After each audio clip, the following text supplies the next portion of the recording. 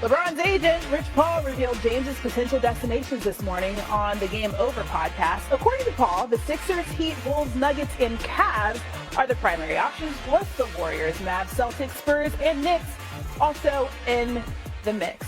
Love that whiteboard. We are joined now by NBA senior writer David Dennis Jr. for more. Okay, so David, there's a lot to unpack from that whiteboard. Walk us through your biggest takeaways for a few of the teams referenced, starting with the 76ers.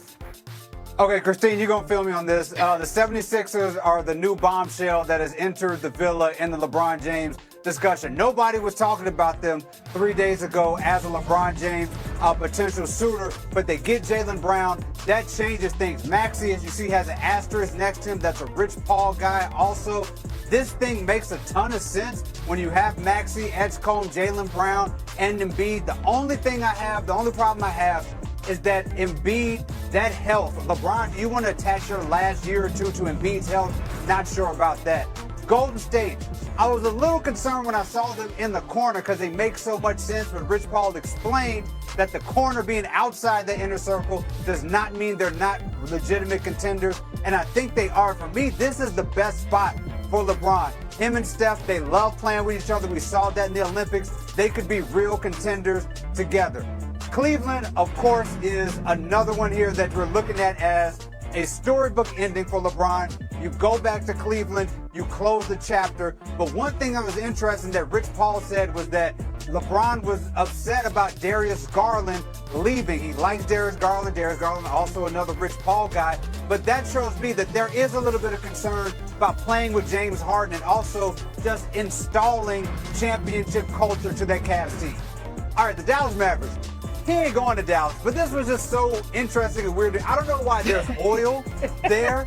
Also, Majiri is there, and I get it, he's Nigerian. The whole continent of Africa is just there as part of it. I don't understand exactly what LeBron and Rich Paul were saying here when they have Dallas there. He maybe just likes to golf there. I don't quite get it, but I don't think he'll be there. It was just a bunch of weird words under the Mavs there on the board. Yeah. Oil, golf, none of those really make sense for what happens on the basketball court. As for Philly, it really feels like they've gotten a lot better this week with the addition of Jaylen Brown. Here is Brown addressing the trade on his Twitch channel last night. It's a bunch of emotions. I'm still processing everything, so give me some time. But I'm also looking forward to what's to come next. I will say there was definitely a message being sent, and that message was received. I wasn't thrilled with the amount of respect that was showed during this process. You know, I did feel like it was a lack of respect. At one point it was fine, and out of nowhere it just went left. I definitely think there's more to it. I just wish that more to it could have been explained. I just wish that they had the respect to just tell me what it was. I don't know. I kind of like Jaylen Brown as a streamer. David, what do you make of how this trade transpired for Brown this week? First of all, nothing makes me feel older than hearing those Twitch bloops and having no clue what they mean. I have no understanding what's happening. But Jaylen Brown, I get it. I understand. This is the ultimate disrespect. Boston sent him up the street in the division for a bag of potato chips and a draft pick. And they said, we do not believe that you are of consequence when we're trying to make it in the playoffs and go against you.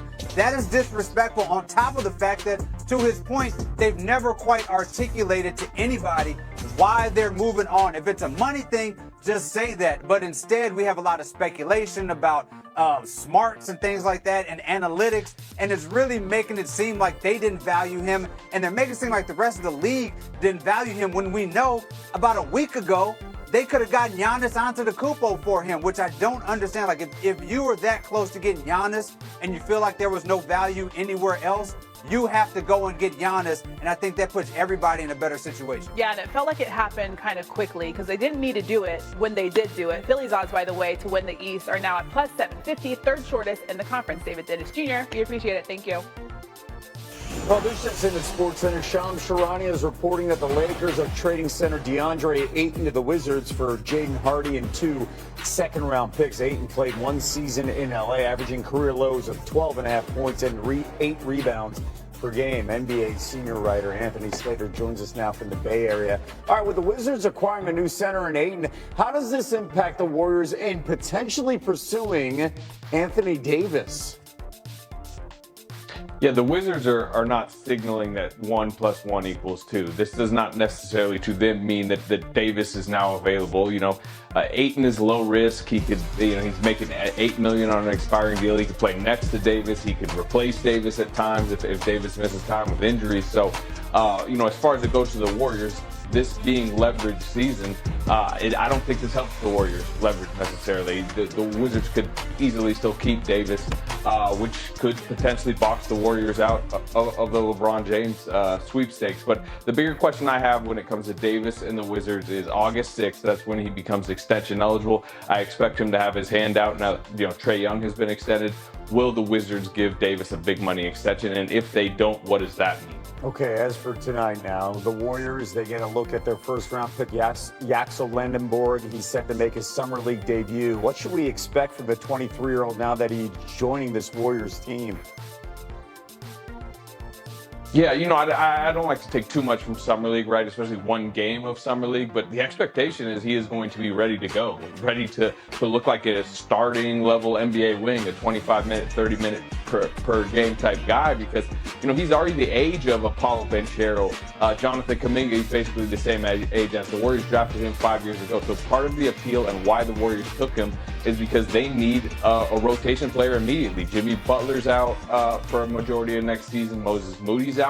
And I talked to Yaxel last week. He said in his early conversations with Steve Kerr, he's mentioned that you're going to play a lot. Steve has mentioned that to Yaxel, and he said maybe even start. So starting tonight, you want to see him show that he's ready to go. All right, I can tell you the moment's not going to be too big for him. He comes with the experience that is Yaxel, the oldest lottery pick since 2021. Anthony, thank you, sir. We have breaking news in the Sports Center. Shams Charania reporting the Lakers are trading center DeAndre Ayton to the Wizards for Jaylen Hardy and 2 second-round picks. Ayton playing 1 season in L.A., averaging career lows of 12.5 points and 8 rebounds per game.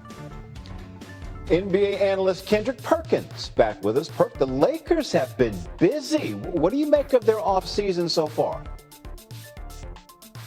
Well, actually, a lot of people have been having a lot of negative things to say about what the Lakers and Rob Pelinka, the moves that he's made, but I actually applaud it. I got to give him his flowers. If I had to give him a grade, I would give him an A-. When you look at the pieces that he added, and Walker Kessler, one of the best lob threat guys in the game.